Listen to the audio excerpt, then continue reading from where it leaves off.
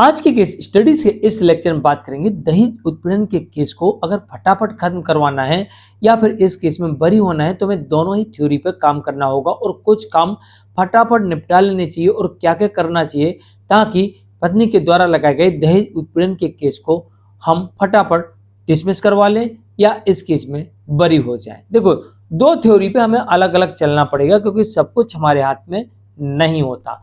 हम अपने बचाव के लिए कुछ प्रयास कर सकते हैं और उन प्रयासों को करने के पहले हमें कुछ काम करना पड़ेगा। तो यहाँ पर हम दो कैटेगरी में बात करेंगे। एक तरफ बात करेंगे कि इस केस को फटाफट डिसमिस करा लिया जाए। दूसरी तरफ इस थ्योरी पे काम करेंगे कि अगर ये फटाफट खत्म नहीं हो पा रहा है या फिर हमारी कोई गलती या चूक की वजह से खत्म नहीं हुआ है तो फिर इसमें हमको बरी हर हाल में होना है और पत्नी के द्वारा लगाए गए दहेज उत्पीड़न के केस को डिसमिस करवाना है। तो दोनों ही थ्योरी पर बात करेंगे। जय जिनेंद्र, मुकेश जैन। वीडियो को लाइक और शेयर कर दीजिए और इस तरह के जजमेंट्स पाने के लिए अन्य किसी जानकारी के लिए दिए गए नंबर पर आप हमें संपर्क कर सकते हैं। कई बार क्या होता है, हम अपनी गलतियों की वजह से, नादानियों की वजह से, अकड़ की वजह से बहुत सारी गलतियां कर जाते हैं या जानकारी के अभाव में बहुत सारी गलतियां कर जाते हैं और कभी कभी ये गलतियां हमें फंसा देती है और इसमें सजा हो जाती है।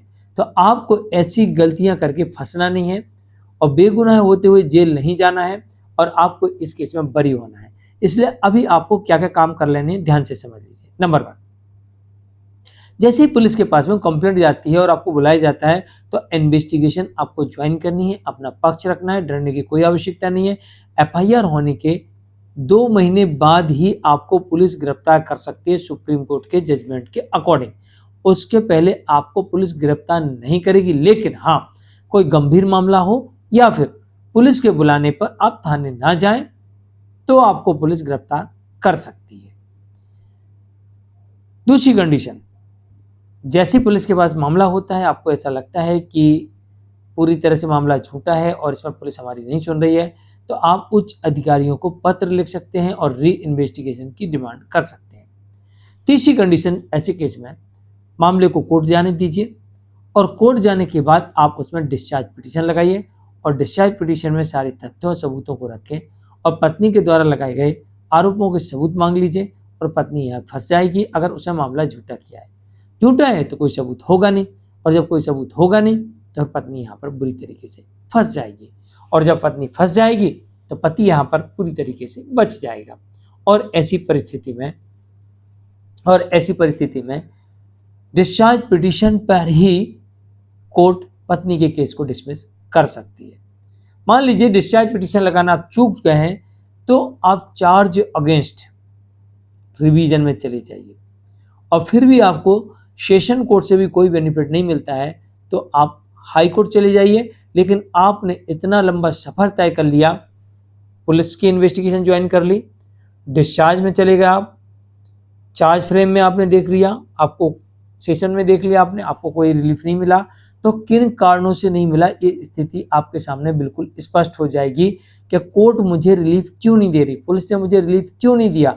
सारे कारण आपको समझ में आ जाएंगे और अब आप जब उच्च न्यायालय जाएंगे तो वहाँ पर अब एक मजे हुए खिलाड़ी की तरह आप अपना पक्ष रखेंगे कि हुजूर मेरे केस में ये हुआ और मैं ये सबूत दिखाता हूँ, इस आधार पर मुझे बरी कर दीजिए, क्योंकि आपने पुलिस की इन्वेस्टिगेशन में समझ लिया कि मुझसे गलती कहाँ हुई। जब ट्रायल कोर्ट में मामला गया वहाँ भी आपने समझ लिया कि मुझसे गलती कहाँ हुई, क्योंकि कोर्ट आपकी गलती को बताती है और रियलाइज कराती है आपकी ये गलती है, इस कारण से हम आपको कोई रिलीफ नहीं दे रहे हैं। तो आपको ये बात पता लग गई, तो अब आपको रिलीफ लेना है, आपको उस चीज़ को कैसे मैनेज करना है ये आपको पता होना चाहिए और आप उसे मैनेज कर पाएंगे तो आपको ऊपर की कोर्ट रिलीफ दे देगी। वो सबूत लेके आप जाइए कोर्ट में। तो ऐसे में क्या होता है कि आपको पूरी तरीके से जानकारी पता लग जाती है, आप सीख जाते हैं, समझ जाते हैं कि अब मेरे केस में क्या होने वाला है और मुझे क्या करना चाहिए और क्या नहीं करना चाहिए। इसलिए मैं कहूँगा सबसे पहले री इन्वेस्टिगेशन, फिर discharge petition, charge against revision और इसके बाद हमें हाई कोर्ट क्वेश्चन के लिए जाना चाहिए। हो सकता है कि आपको हाई कोर्ट जाने की आवश्यकता न पड़े और केस यहीं पर डिसमिस हो जाए। मैं हूं मुकेश जैन, आज के लिए इतना ही। वीडियो को लाइक शेयर कर दीजिए। नमस्कार।